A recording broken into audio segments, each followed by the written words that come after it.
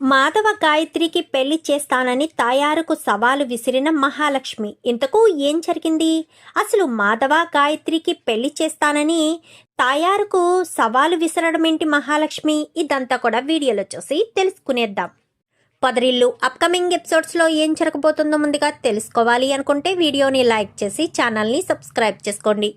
మొత్తం మీరు చూసుకున్నట్లయితే ఇంకా మహాలక్ష్మికి ఇష్టం లేకుండానే చక్రిని పెళ్లి చేసుకున్న ఇంటికి అడుగు పెట్టింది. ఇష్టం లేకుండానే రిసెప్షన్ కూడా జరిగిపోయింది.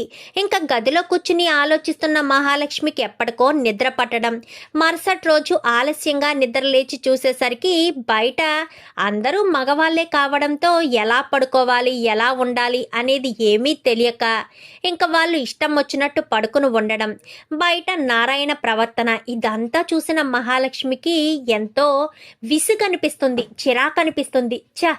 నేనేంటి ఇలాంటి పరిస్థితిలో ఎక్కడ ఉండడం ఏంటి, నా బ్రతుకు ఎటు వెళ్తుంది, నా భవిష్యత్తు ఏమవుతుంది అని ఆలోచిస్తూనే ఇంకా వాళ్ళ వంక చూస్తూ ఉంటుంది.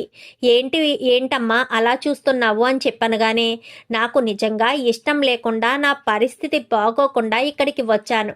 నా ప్రమేయం లేకుండానే అన్నీ జరిగిపోతున్నాయి. ఇక్కడ ఉండాలో వెళ్ళిపోవాలో కూడా తెలియని పరిస్థితిలో, దిక్కుతోచని స్థితిలో ఉన్నాను. నేను ఎన్నో ఊహించుకున్నాను, ఎన్నో కలలు కన్నాను. నా డ్రీమ్ ప్రాజెక్ట్ని కంప్లీట్ చేసుకోవాలనుకున్నాను. ఏది సెట్ అయ్యేటట్టు అనిపించడం లేదు అని ఆలోచిస్తూ ఉండగానే ఇంకా అలా బాధపడుతుందని చక్రి తనను వాదార్చే ప్రయత్నం చేస్తాడని చక్రిని నిద్రలేపుతాడు. నిద్రలేపేసరికి అన్నయ్య ఏంటన్నయ్య అనగానే, మహాలక్ష్మి నిద్రలేచిందిరా చూడు అక్కడ నిలబడుంది అని చెప్పడంతో ఇంకా మహాలక్ష్మిది దగ్గరికేమో చక్రి వెళ్తాడు. మాధవ లోపలికి వెళ్ళి టీ పట్టుకొచ్చి ఇద్దాము అని లోపలికి వెళ్ళి టీ పెడతాడు. మహాలక్ష్మి బయట నిలబడి గుమ్మం దగ్గర ఆలోచిస్తూ ఉంటుంది. గుడ్ మార్నింగ్ మహాలక్ష్మి గారు అని చెప్పాను, కానీ ఏం గుడ్ మార్నింగో ఏంటో నాకిక్కడ ఒక్కరోజు కూడా ఉండాలని అనిపించట్లేదు. అర్జెంటుగా నన్ను తీసుకెళ్ళి హాస్టల్లో జాయిన్ చేసేయండి అనేసరికి, ఇప్పటికిప్పుడు అంటే ఆధార్ కార్డు లేకుండా కుదరదు అని చెప్పారు కదా, మీరు ఏం చేస్తారో తెలీదు. దయచేసి నా ప్రాబ్లం గురించి అర్థం చేసుకోండి. అప్పుడు ప్రాబ్లం అంటే నా మెడలో తాళి కట్టి ప్రాబ్లం లేకుండా చేశారు. ఇప్పుడు ప్రాబ్లం అని అడుగుతున్నాను. దయచేసి నన్ను ఇక్కడి నుంచి బయట పడేయండి, నా వల్ల కావడం లేదు అని మహాలక్ష్మి కాస్త కన్నీళ్లు పెట్టుకునేసరికి అదంతా కూడా టీ తీసుకొస్తూ మాధవ చూస్తాడు. ఈ అమ్మాయి ఇప్పుడు మళ్ళీ ఇక్కడి నుంచి వెళ్ళిపోతే పరిస్థితి ఏంటి అని అనుకుంటూ ఉండగానే వెనక్కి తిరిగి చూసేసరికి చక్రి కైకి మాధవ కనిపిస్తాడు. కనిపించడంతో అన్నయ్య విన్నాడు, బాధపడుతున్నాడు. మహాలక్ష్మి ఇంటికి వచ్చిందని ఎంతగానో సంతోషపడ్డాడు. కానీ మహాలక్ష్మి ఇక్కడ ఉండను వెళ్ళిపోదామంటుంది. ఏం చెప్పాలో అర్థం కావట్లేదు. ఏంటి ఏం మాట్లాడరేంటి, నన్ను తీసుకువెళ్తారా, నన్నే వెళ్ళమంటారా అని చెప్పి మహాలక్ష్మి గట్టిగా అడిగేసరికి, సరే నేను వెళ్ళి రెడీ అయి వస్తాను వెళ్దాము అని చెప్పి చక్రి లోపలికి వెళ్తాడు. వెనకాలే ఇంకా మాధవ్ వెళ్తాడు. ఏం చేస్తున్నావురా, తీసుకెళ్తున్నావా అనగాని, ఏం చేయమంటావన్నయ్య, తను సహాయం కోసమే వచ్చింది. తనను చూడగానే నేను ఇష్టపడ్డాను. ఈ ఇంటికి ఏ ఆడపిల్ల రాదు అని పెట్టిన అత్త శాపం ఫలిస్తుందా ఏమవుతుందా అనుకున్న పరిస్థితులన్నీ నాకు అనుకూలంగా జరిగి ఆ అమ్మాయి మెడలో తాళి కట్టే పరిస్థితి వచ్చింది. తాళి కట్టేశాను కదా అని అనుకుని ఇంట్లోకి వచ్చాక అడ్జస్ట్ అవుతుంది అనుకుంటే తనేమో అడ్జస్ట్ కాను అన్నట్టు మాట్లాడుతుంది. ఏం చేయాలో తెలియడం లేదు అని మాట్లాడేసరికి, ఇప్పుడు ఏం చేద్దాం అనుకుంటున్నావు అనగానే, తీసుకెళ్లి హాస్టల్ దగ్గరికి తీసుకువెళ్తాను. ఏదైతే అదే జరుగుతుంది, ఎలా జరగాలనుంటే అదే జరుగుతుంది. నేనైతే ఏమీ చేయలేనన్నయ్య, నన్ను క్షమించు అని చెప్పి మహాలక్ష్మిని తీసుకుని చక్రి బయలుదేరతాడు. ఇంట్లో వాళ్ళకి ఎవ్వరికి ఈ విషయం గురించి ఏమీ తెలియదు కదా. మాధవ్ బాధపడుతూ ఉంటాడు. కరెక్ట్గా అదే సమయానికి తాయారు వేరే ఊరు వెళ్ళడంతో, అంటే ఈ అమ్మాయికి గాయత్రికి పెళ్లి చూపుల కోసమని ఇది వెళ్తుంటే పెళ్లి సెట్ అవ్వట్లేదని వేరే ఊరు వెళ్ళేసరికి వేరే ఊరు వెళ్తుంది. ఇంట్లో ఎవరూ లేరు కదా అని గాయత్రి ఇంటికి వచ్చేస్తుంది. ఇంటికి వచ్చేసేసరికి, ఏంటే నువ్వొచ్చావు, మీ అమ్మ లేదా? లేదు బావా, నాకు పెళ్లి చూపుల కోసమని పక్కూరు వెళ్ళింది. నువ్వు లేకుండా పెళ్లి చూపులేంటే, అయినా మీ అమ్మ పెళ్లి చూపులకి వెళ్ళడం ఏంటి అని చెప్పి ఇంకా మాధవ్ అడగడంతో, ఏమో బా, నాకు అవన్నీ తెలీదు, సమయం దొరికింది కదా అని నేను నీ దగ్గరికి వచ్చేసాను అంతే, అంతకు మించి నాకేం తెలీదు, వదిలే. నీతో కొంచెం సేపైనా ప్రశాంతంగా మాట్లాడనివ్వు. నేను అసలు నీతో మాట్లాడి చాలా రోజులైంది. మొన్న రిసెప్షన్లో కూడా సరిగ్గా మాట్లాడలేదు. ఇంట్లోంచి వచ్చేస్తాను. మనిద్దరం పెళ్లి చేసుకుందాం బావా, ప్లీజ్ బావా. వచ్చిన పెళ్లి సంబంధాలన్నీ చెడగొట్టలేకపోతున్నాను అని గాయత్రి అడిగేసరికి, మాధవ్ అయితే, ఏం మాట్లాడుతున్నావే?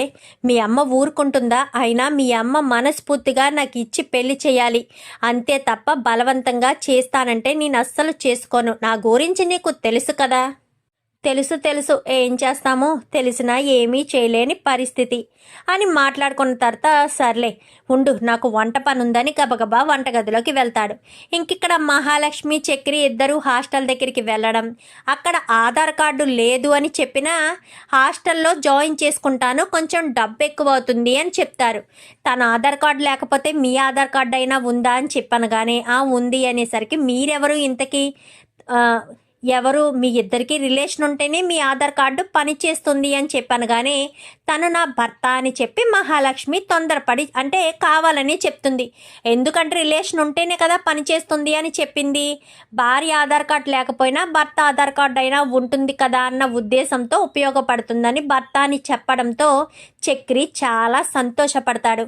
నేను మీ మనసులో భర్తగా లేకపోయినా ఈ రకంగా అయినా నన్ను భర్తగా ఊహించుకుంటున్నారు, చాలే అని అనుకుని ఆధార్ కార్డు తీసి ఇస్తాడు. ఇచ్చేసరికి, సరే ఫీజు ఇంత అని చెప్పాను కానీ సరేనని, చాలా థ్యాంక్స్ చక్రి గారు అని చెప్పి లోపలికి వెళ్ళిపోతుంది. వెళ్ళిపోవడంతో చక్రి బయటే నిలబడిపోతాడు, బాధపడుతూ ఉంటాడు. ఇంకా వీళ్ళు లేరు కదా అని పనికి కూడా వెళ్ళొద్దని ఇద్దరు కూడా అక్కడే కూర్చుని ఊసులాడుకుంటూ ఉంటారు. ఎవరు? మాధవ, ఇటు గాయత్రి ఇద్దరు ఊసులాడుకుంటూ ఉండేసరికి ఇంకా చక్రికి ఎందుకో తన మనసుకి మహాలక్ష్మి మళ్ళీ తిరిగి వస్తుందని ఆలోచన వస్తుంది. అందుకే ఆ హాస్టల్ బయటే ఉంటాడు. ఇంకా మహాలక్ష్మి హాస్టల్ లోపలికి వెళ్ళడంతో హాస్టల్ అంతా చాలా గలీజ్గా ఉంటుంది. ఆ వాతావరణం తనకు అస్సలు పడదు. నైట్ వరకు తాగిన వాటర్ అంతా కూడా తనకు డైజెస్ట్ కాక తనకు బాగా ఫీవర్ వచ్చేసరికి ఇంకా గదిలోకి వెళ్ళిపోయింది కదా అని తను బయటే రిసెప్షన్ దగ్గర కూర్చుని ఉంటాడు. ఏంటి సార్ మీరు వెళ్ళలేదు అనగానే, మా వైఫ్ వెయిట్ చేయమంది అన్నట్టు అబద్ధం చెప్తాడు. అవునా సార్ అని చెప్పి కూర్చుని ఉండగానే ఇంకా మహాలక్ష్మికి గదిలో ఫీవర్ వచ్చేసేసరికి రూమ్ క్లీన్ చేయడానికి వెళ్ళిన ఆయా చూసి, ఫీవర్ వచ్చేసింది తనకి, కొత్తగా జాయిన్ అయింది కదా అని చెప్పాను కానీ మీ వైఫేనండి అని చెప్పనేసరికి గబా వెళ్తాడు. వెళ్ళేసరికి మహాలక్ష్మికి రూమ్లో పడుకుని చలితో వణికిపోతూ ఉంటుంది. మహాలక్ష్మిని తన చేతులతో ఎత్తుకుని, మరి అంటే స్పృహ కూడా లేని పరిస్థితిలో ఉంటుంది. ఇంకా తన చేతులతో ఎత్తుకుని హాస్పిటల్ తీసుకెళ్ళి హాస్పిటల్ నుంచి ఇంటికి తీసుకొస్తాడు. ఏమైందిరా అని చెప్పి మాధవ్ అడుగుతాడు. ఎందుకంటే అప్పటి వరకు అప్పుడే గాయత్రి వెళ్తుంది. మహాలక్ష్మి హాస్టల్లో జాయిన్ చేశాను అన్నయ్య, అక్కడ వాతావరణం సెట్ కాలేదనుకుంటా, అందుకే తనకు ఫీవర్ వచ్చేసింది. నువ్వే ఏదో ఒకటి చేసి మాట్లాడి తనని ఇక్కడే ఉండమని చెప్పన్నయ్య అని చెప్పనేసరికి, సర్లే ముందు ఈ టాబ్లెట్ వెయ్యి, ముందు ఈ కషాయం పట్టించు అని కషాయం తీసి టాబ్లెట్ తీసుకొచ్చి పట్టించేసరికి రాత్రంతా కూడా ఇంకా చక్రి అయితే పక్కనే కూర్చుని తనకి తడిగుడ్డలు వేసుకుంటూ టాబ్లెట్ వేస్తూ ఇంకా చక్రి, మాధవ ఇద్దరు కూడా అక్కడే కూర్చుని కునుపాట్లు పడుతూ ఉంటారు. ఇంకా ఉదయానికి కొంచెం కోలుకుంటుంది. అమ్మ మహాలక్ష్మి ఇప్పుడు ఎలా ఉందమ్మా, తగ్గిందా అంటూ మాట్లాడేసరికి, మీరిక్కడ అని చెప్పాను కానీ నిన్న రాత్రి నుంచి నీకు ఒంట్లో బాగోలేదు కదమ్మా, హాస్టల్ నుంచి నిన్నే చక్రిని తీసుకొచ్చేశాడు. నేను ఒక మాట చెప్పనా, నీకు ఇబ్బంది ఏమీ అనుకోకపోతే నువ్విక్కడే ఉండమ్మా, నీకు ఎలా ఉండాలనుకుంటే అలా ఉండు, ఇంట్లో వాళ్ళని ఎలా ఉంచాలనుకుంటే అలా ఉంచు. నువ్వు వేరే చోటికి వెళ్ళి ఉండడం మాకు ఇష్టం లేదు. నువ్వు మా ఇంట్లో అడుగుపెట్టిన మహాలక్ష్మివి, నిన్ను దేవతలా చూసుకుంటామే తప్ప నిన్ను ఇబ్బంది పెట్టే పని ఏమీ చేయము. దయచేసి మమ్మల్ని అర్థం చేసుకో. నువ్వు నన్ను పెద్ది అని ఎప్పుడు పిలిచావో నాకు అప్పటి నుంచి నీతో పెద్ది అని పిలిపించుకోవాలనుంది. నువ్విక్కడి నుంచి వెళ్ళడం నా మనసుకి ఇష్టం లేదు మహాలక్ష్మి అని చెప్పి మాట్లాడేసరికి ఇంకా మహాలక్ష్మి ఆలోచనలో పడుతుంది. నాకు ఒక్కరోజు ఉన్నందుకు అప్పటికే సాయంత్రానికి ఫీవర్ వచ్చేసింది. ఇంకా నేను అదే చోట అక్కడే ఉంటే చాలా ప్రాబ్లమ్స్ ఫేస్ చేయాల్సిన పరిస్థితి వస్తుంది కాబట్టి ఇంకా నేను ఇక్కడే ఉంటానని, ఇక్కడే ఉండిపోదామని అనుకునేసరికి ఇంకా మరుసటి రోజు మాధవ్ లేవడంతో గబగబా మాధవ్ దగ్గరికి వెళ్ళి నాకు వంట నేర్పిస్తారా, నాకు వంట రాదు అని వాళ్ళతో ఉండి చెప్తాను చేస్తావమ్మా అని చెప్పనగానే ఇంకా చెప్పడం చేయడం అన్నీ చేసిన తర్వాత అందరికీ కూడా హాల్లో తీసుకొచ్చి రండి భోజనాలు చేద్దామని మహాలక్ష్మి పిలవడం అంతా కూడా చాలా సంతోషపడతారు. చాలా సంతోషంగా ఉంది వదిన నువ్వు నన్ను ఎలా పిలవడం భోజనానికి అనగానే రండి మాటల తర్వాత ముందు భోజనాలు చేయండి అని అందరూ కూడా కూర్చుని భోజనం చేస్తూ ఉండేసరికి చాలా సంతోషపడతాడు చక్రి. నా ప్రేమను కూడా అర్థం చేసుకుని నన్ను భర్తగా స్వీకరిస్తే చాలు, అంతకు మించి నాకేమీ అవసరం లేదు అని చక్రి అనుకుంటాడు. ఇంకా అలా అనుకున్న చక్రి బాగానే ఉంది అని ఇంట్లోనే ఉంటుంది. ఒకరోజు గాయత్రి ఇంటికి వస్తుంది. ఇంట్లో మహాలక్ష్మి ఉండి మాధవ్తో మాట్లాడుతూ ఉంటుంది. గాయత్రి వస్తుంది. హాయ్ మహాలక్ష్మి గారు అనగానే గారు ఎందుకు మహాలక్ష్మి అని చెప్పనగానే ఆ రోజు మీరు నాతో కోపంగా మాట్లాడారు కదా అని గాయత్రి అనేసరికి ఆ రోజు ఏదో ఇరిటేషన్లో కోపంగా మాట్లాడాను, మిమ్మల్ని తప్పుగా అనుకుంటే క్షమించండి, మిమ్మల్ని నేను ఇబ్బంది పెట్టాలని కాదు, నా సిచ్యువేషన్ కూడా అర్థం చేసుకోండి అనగానే అలాగే అని చెప్పి ఇంకా ఫ్రెండ్స్గా ముగ్గురు కూర్చుని మాట్లాడుకుంటూ ఉంటారు. అవును మీరిద్దరూ బావమర్దలు కదా, మీరిద్దరూ పెళ్లి చేసుకోవచ్చు కదా, ఎక్కడ మహాలక్ష్మి గారు పెళ్లి చేసుకునే ఆలోచనే లేదు అని చెప్పి మాట్లాడుతుండగానే సర్లే పెళ్లి చేసుకోవచ్చు అనగానే ఈలోపు మాధవ మీ ఇద్దరు మాట్లాడుకోండి నాకు పని ఉందని బయటికి వచ్చేస్తాడు. వచ్చేసిన తర్వాత అయ్యో ఇంట్లో ఆయన పని చేస్తున్నారు, బయట కష్టపడుతున్నారు, నేను వీళ్ళకి ఏదో ఒక రకంగా పనిలోకి వెళ్ళాలి అని చక్రి వస్తే చక్రి గారు అని పిలిచి చక్రితో మాట్లాడుతూ ఉంటుంది. మాట్లాడుతుండేసరికి నేను ఏదో ఒక జాబ్ చేయాలనుకుంటున్నాను, మీ అన్నయ్య గారు ఏం చేస్తారు అనగానే తాపి మేస్త్రి అని చెప్తే ఎక్కడ చులకనగా ఉంటుందో అని ఆర్కిటెక్ట్ అని చెప్తుంది. ఆర్కిటెక్ట్ అయితే మీ అన్నయ్య గారి దగ్గర నాకు ఏదైనా జాబ్ ఇప్పించండి అంటూ మాట్లాడడంతో ఒక్కసారిగా షాక్ అయిపోతాడు. ఇంకా చక్రి అయితే మా అన్నయ్య చేసేదే తాపి పని, మరి ఆర్కిటెక్ట్ అని నేను చెప్పాను, బిల్డింగ్లు అవి కట్టిస్తాడని, ఇప్పుడేమో జాబ్ చూడమని చెప్తుంది, ఏం చేయాలి అని ఆలోచించుకుంటూ అక్కడే నిలబడిపోయేసరికి బయటికి వెళ్ళిన మాధవ్ తిరిగి వస్తూ ఏంట్రా ఇక్కడ ఎలా ఉండిపోయావు, ఏం చెప్పనన్నయ్య, నువ్వేం చేస్తావో అని అడిగింది. ఆర్కిటెక్ట్ బిల్డింగ్లు కడతావో అని చెప్పాను, అందుకు నీ దగ్గర పని చూడమంటుంది అనగానే ఎందుకు అలా చెప్పావు, అబద్ధం చెప్పవలసిన అవసరం ఏముంది, ఆర్కిటెక్ట్ అని ఎందుకు చెప్పావు, తను నా దగ్గర జాబ్ చేయడం నాకు ఇష్టం లేదు, అయినా తాపి పని ఏం చేస్తుందిరా, బాగా చదువుకున్న అమ్మాయి, తనకి ఏదైనా బయట జాబ్ చూడు, అయినా తనకి ఏయో డ్రీమ్ గోల్స్ ఏయో ఉన్నాయంట కదా, డ్రీమ్ ప్రాజెక్టులు ఏయో ఉన్నాయంట కదా, అవేవో కంప్లీట్ చేయించవచ్చు కదా, తను సంతోషపడుతుంది, నువ్వు హ్యాపీగా ఉంటావు, అయినా నువ్వు కష్టపడరా, కష్టపడి తన చదువుకి ఏం కావాలో అవన్నీ చూసుకుంటానని తనతో మాట్లాడు, తను నీ భార్య, నీకు నచ్చినా నచ్చకపోయినా, నాకు నచ్చకపోవడం ఏంటన్నయ్య అదే అనేసరికి అవునవును నీకు కాదు, తనకు నచ్చినా నచ్చకపోయినా అనగానే తన మనసును గెలుచుకోరా, అప్పుడే తను నీ వెంట వస్తుంది, నీతో సంతోషంగా ఉంటుంది అని వీళ్ళిద్దరూ మాట్లాడుకుంటూ ఉండగానే ఏ గాయత్రి ఎక్కడే నువ్వు అనుకుంటూ గట్టిగా కేకలు వేసుకుంటూ తయారు వస్తుంది. లోపల గాయత్రి మహాలక్ష్మి ఇద్దరు మాట్లాడుకుంటారు.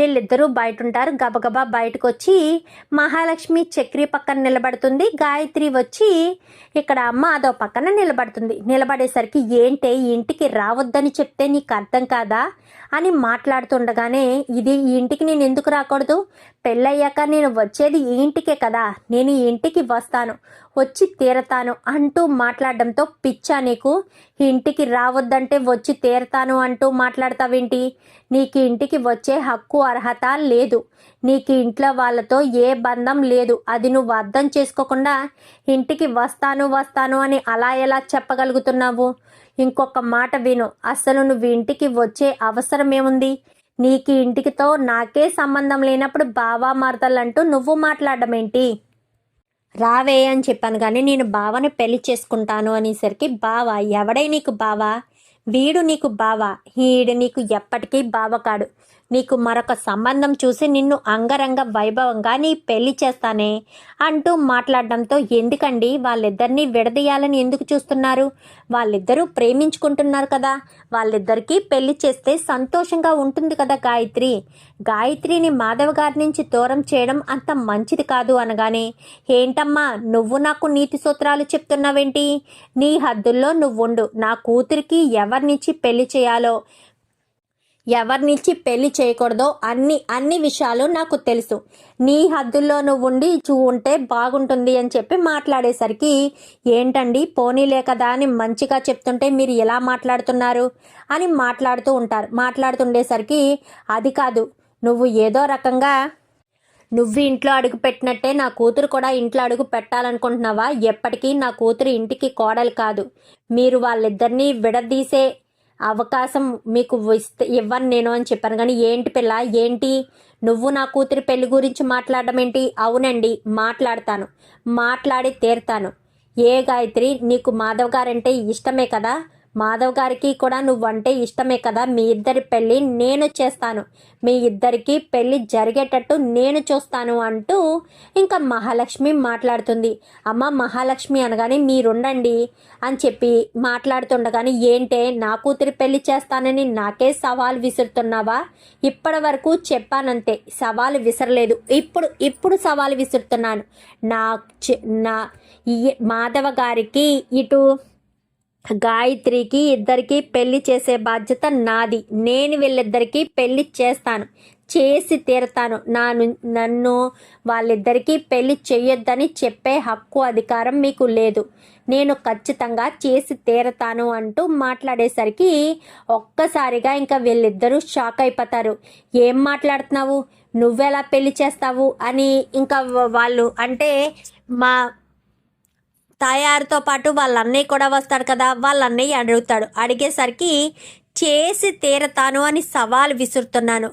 మీరు ఒప్పుకున్నా ఒప్పుకోకపోయినా మహాలక్ష్మికి ఇటు గాయత్రికి మాధవ గారికి పెళ్ళి జరిగి తీరుతుంది, ఖచ్చితంగా జరిగి తీరుతుంది. ఎవరాపుతారో అది చూస్తాను అంటూ మాట్లాడేసరికి, అది చూసుకుందాం. చాలా థ్యాంక్స్ మహాలక్ష్మి, నా బాధను నువ్వైనా అర్థం చేసుకున్నావు, నా పెళ్ళిని నువ్వైనా జరిపించు, అంతకు మించిన సంతోషం నాకేమీ ఉండదు, ప్లీజ్ మహాలక్ష్మి అని చెప్పి ఇంకా గాయత్రి మాట్లాడేసరికి సరేనని గాయత్రి అక్కడి నుంచి వెళ్ళిపోతుంది. వెళ్ళిపోవడంతో ఇంకా ఏంటమ్మా మహాలక్ష్మి ఎందుకు అలాంటివి చెప్పావు అనగానే, లేదండి మీరు గాయత్రి ప్రేమించుకున్నారు, వరుసకి బావా మరదళ్ళు, అలాంటిటప్పుడు మీ పెళ్ళి జరగదు చెయ్యను అని చెప్పడానికి ఎవరికి అధికారం హక్కు లేదు. మీ ఇద్దరికీ పెళ్ళి జరిగి తీరుతుంది. నేను చక్రియ దగ్గరుండి పెళ్ళి జరిపిస్తాం. ఏం చక్రి గారు మీరేం మాట్లాడరేంటి అనగాని, మీరు ఎలా అంటే అలాగే మహాలక్ష్మి గారు, మీ మాట నేను ఎప్పుడైనా కాదని అన్నానా లేదని అన్నానా? మీరు చెప్పినట్టే చేద్దాము, మీరు అనుకున్నట్టే చేద్దాము అని ఇద్దరు మీ పెళ్ళి జరుగుతుందన్నయ్య అంటూ చక్రి మహాలక్ష్మి చెప్పేసరికి, వీళ్ళిద్దరూ ఎప్పటికీ ఇలాగే ఒక మాట మీద ఉండాలి. గాయత్రికి పెళ్ళి జరిగినా జరగకపోయినా మహాలక్ష్మి చక్రి ఇద్దరూ సంతోషంగా ఉండాలి. నా ఇంట్లో అడుగుపెట్టిన ఈ మహాలక్ష్మి ఎప్పటికీ మా ఇంటి మహాలక్ష్మిలా వెలిగిపోవాలి, నా నుంచి దూరం కాకూడదు అని మాట్లాడతారు అని మాధవ్ అనుకుని లోపలికి వెళ్ళిపోతాడు. ఏంటి మహాలక్ష్మి గారు మా అత్తతో అంత గట్టిగా మాట్లాడేశారు? అత్త ఏదైనానా, వాళ్ళిద్దరినీ ప్రేమించిన వాళ్ళని విడదీయాలంటే చాలా కష్టం. అయినా ప్రేమ అనేది చాలా గొప్పది. ఎదుటి వ్యక్తి మనల్ని ప్రేమిస్తున్నాడు అన్న విషయం మనకు తెలిస్తే మనం ఎంత ఎగ్జైట్మెంట్గా ఫీల్ అవుతాం తెలుసా? మనలో గుడ్ ఉన్నా బ్యాడ్ ఉన్నా వాళ్ళు మాత్రం మనల్ని ప్రేమిస్తూనే ఉంటారు. అలాంటి ప్యూర్ లవ్ దొరికితే ఆ అమ్మాయి కానీ అబ్బాయి కానీ అంతకు మించిన అదృష్టవంతులు ఎవరూ ఉండరు. అందుకని వాళ్ళిద్దరూ సంతోషంగా ఉండడం కోసం వాళ్ళిద్దరికీ పెళ్లి చేసి తీరతాను అని చక్రి అయితే అనుకుంటాడు. ఇంకా అలా అనుకున్న చక్రి మహాలక్ష్మి ఇద్దరు మాట్లాడుకుంటారు. ఇంకా లోపలికి వెళ్ళిపోతాడు మాధవ్ అయితే. ఈ అమ్మాయి ఇలాగే మా ఇంట్లో కలిసిపోయింది, ఇంకా అలాగే చక్రితో పాటు సంతోషంగా ఉంటే అంతకు మించిన సంతోషం ఇంకేముంటుంది. ఈ కుటుంబం అంతా కూడా సంతోషంగా ఉండేటట్టు ఈ మహాలక్ష్మియే చేయగలదు అని నాకు నమ్మకం కలిగింది. మా అత్తని ఎదిరించి ఎవరూ మాట్లాడలేము, కానీ మా అత్త గురించి పూర్తిగా తెలియకపోయినా ఈ మహాలక్ష్మి మా అత్తని ఎదిరించి మాట్లాడింది. ఇంకా మా అత్త నోరు మూసేస్తుంది అని చెప్పి ఇంకా మాధవ్ అయితే అనుకుని అక్కడి నుంచి వెళ్ళిపోతాడు. వెళ్ళిపోయేసరికి కేశవ కర్ణ వస్తారు. ఇంట్లో ఎవరు ఉండరు, మహాలక్ష్మి మాత్రమే ఉండేసరికి రాన్నయ్య ఆకలేస్తుంది అన్నం తిందామనగాని ఇంట్లో వదిన కూడా ఉంది కదరా, వదిన్ని వడ్డించమని అందాము, వదిన ఏమంటుందో చూద్దాము అని చెప్పి ఉండు అని కన్నా పిలుస్తాడు. వదిన అనగానే హా అని చెప్పి బయటకు వస్తుంది. బయటకు వచ్చేసరికి ఏంటి కన్నా అని చెప్పి అనగానే ఆ వదిన ఆకలేస్తుంది, అన్నం వడ్డిస్తావా? అయ్యో అన్నమే కదా, అన్నం వంట కూడా అయిపోయింది, వెళ్ళి కాళ్ళు చేతులు కడుక్కురండి, వడ్డిస్తాను అని చెప్పనగానే ఇంకా ఇద్దరు కూడా వెళ్ళి కాళ్ళు చేతులు కడుక్కుని వస్తారు. కూర్చునేసరికి కేశవ మాట్లాడడం అలాగా వదిన గారితో కన్నాయే మాట్లాడతాడు. ఏంటి మీ అన్నయ్య కేశవకి భోజనం అవసరం లేదా ఏంటి, ఒక్క మాట కూడా అడగడం లేదు అనగానే అన్నయ్యకి కొంచెం మొహమాటం ఎక్కువ, ఆడవాళ్లతో మాట్లాడాలంటే కొంచెం సిగ్గుపడతాడు అని చెప్పి కన్నా చెప్తాడు. అవునా, నేను తన వదిన్నే కదా, నాతో మాట్లాడొచ్చు కదా, మళ్ళీ సిగ్గుపడడం దేనికి అని చెప్పి మాట్లాడేసరికి అదేమీ లేదు వదిన అన్నట్టు కంగారు పడుతూ ఉంటాడు. సర్లే, నువ్వు నాతో ఎప్పుడు మాట్లాడాలనుకుంటే అప్పుడే మాట్లాడు, కానీ ముందు భోజనం చెయ్యి అని చెప్పి ఇంకా భోజనానికి కూర్చుంటారు. కూర్చునేసరికి ముగ్గురు కూడా వీళ్ళిద్దరూ భోజనం చేస్తారు. మహాలక్ష్మి అక్కడే వడ్డిస్తుండగానే ఈలోపు గబగబా మాధవ్ వస్తాడు. అయ్యో మహాలక్ష్మి గారు మీరు వడ్డించారా అనగాని అదేంటి నేను వడ్డించకూడదా, వడ్డిస్తే ఏదైనా తప్పునా అని చెప్పి మాట్లాడేసరికి అలా అని కాదమ్మా అని చెప్పి ఇంకా మాధవ్ అయితే చెప్తాడు. చెప్పేసేసరికి ఇంకా వెళ్ళి భోజనం చేసి వదిన చాలా మంచిదన్నయ్య, మొదట్లో అయితే వదిన్ని చూస్తే నాకు భయమేసింది, ఇష్టం లేకుండా పెళ్లి చేసుకుని వచ్చిందా లేక వాళ్ళ కుటుంబాన్ని దూరం చేసుకుని వచ్చిందా అని. అదే అనుకుంటున్నావా, ఉదయం గొడవ జరిగింది తెలుసా, అత్త నాకు ఇచ్చి గాయత్రిని పెళ్లి చేయను అంటే గాయత్రికి నాకు పెళ్లి చేస్తానని అత్తతోనే సవాలు విసిరింది మహాలక్ష్మి. అయితే మీ వీళ్ళిద్దరికీ పెళ్లి చేసే బాధ్యత నాది, నేను వీళ్ళిద్దరికీ నా చేతుల మీదుగా పెళ్లి చేస్తానని గట్టి సవాలు విసిరింది అనగాని ఏంటన్నయ్య అంత ధైర్యంగా మాట్లాడిందా వదిన అనగాని ధైర్యంగానే మాట్లాడింది, నేనే ఆశ్చర్యపోయాను అంత ధైర్యంగా మాట్లాడేసరికి అనగానే అవునా పోనీలే అన్నయ్య, నీ ఈ రకంగా అయినా సరే నీకును గాయత్రికి పెళ్లి జరిగితే అంతకు మించిన సంతోషం ఏముంటుంది. మీరిద్దరూ ఎప్పటి నుంచో ఇష్టపడుతున్నారు, కానీ అత్త ఒప్పుకోకపోవడం వల్లే కదా పెళ్లి చేసుకోలేదు. మీ ఇద్దరి మధ్యలోకి మూడో వ్యక్తి వచ్చి మీ ఇద్దరికి పెళ్లి చేస్తే అంతకు మించిన సంతోషం ఉండదు కదా. సంతోషం ఉండదులేరా, ప్రాబ్లమ్స్ వస్తాయి కదా.